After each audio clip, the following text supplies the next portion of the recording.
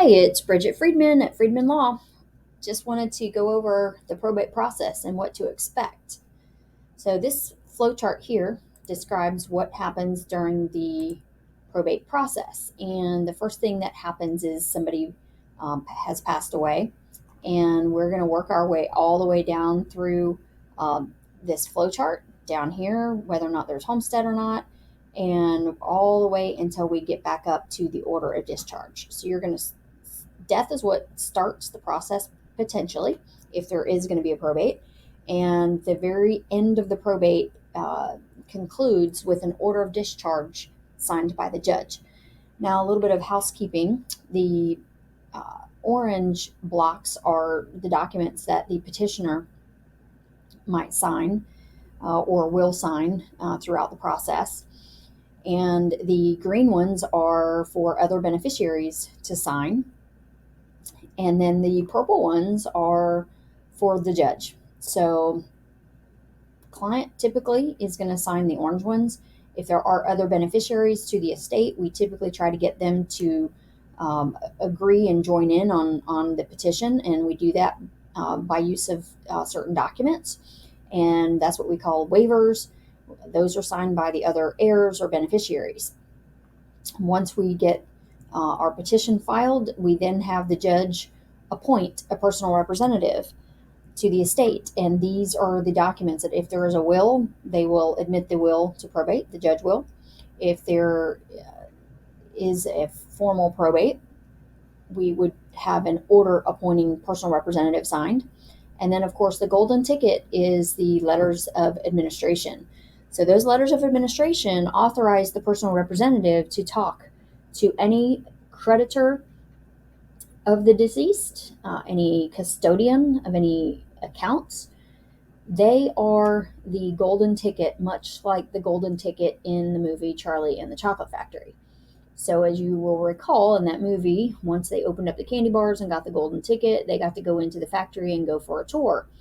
So in this case, the golden ticket are letters of administration, and that is what would allow you to walk into the bank and say, so-and-so has passed away, I'm the representative, and I need to take the money out of that bank account and put it into a new bank account in the name of the estate.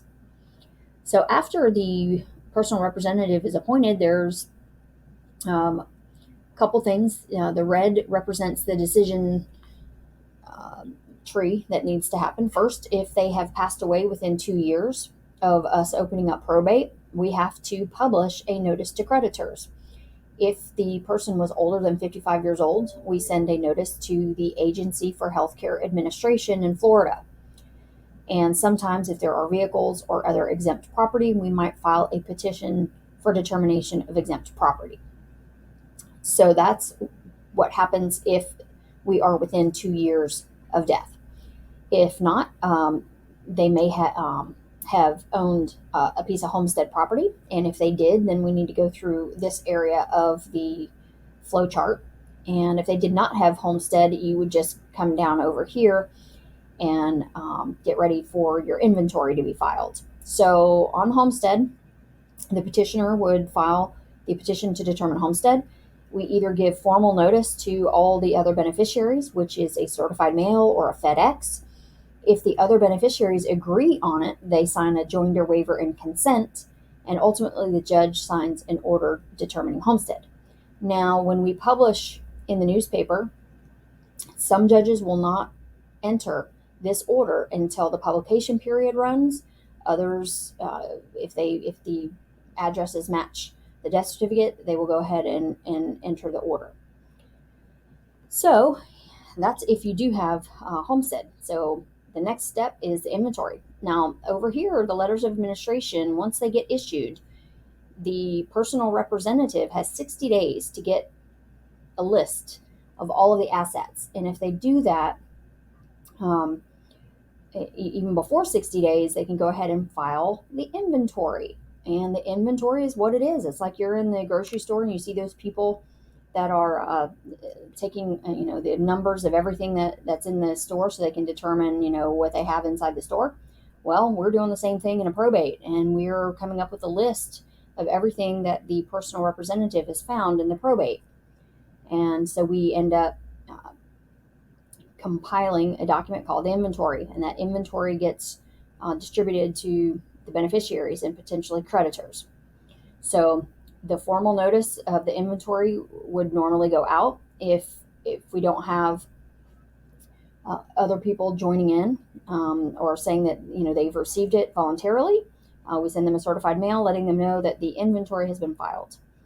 So then we get to the very towards the end of the probate, and when the creditor claim period ends, which is usually 90 days after we publish, we then have to determine if claims come in, whether or not we object or not.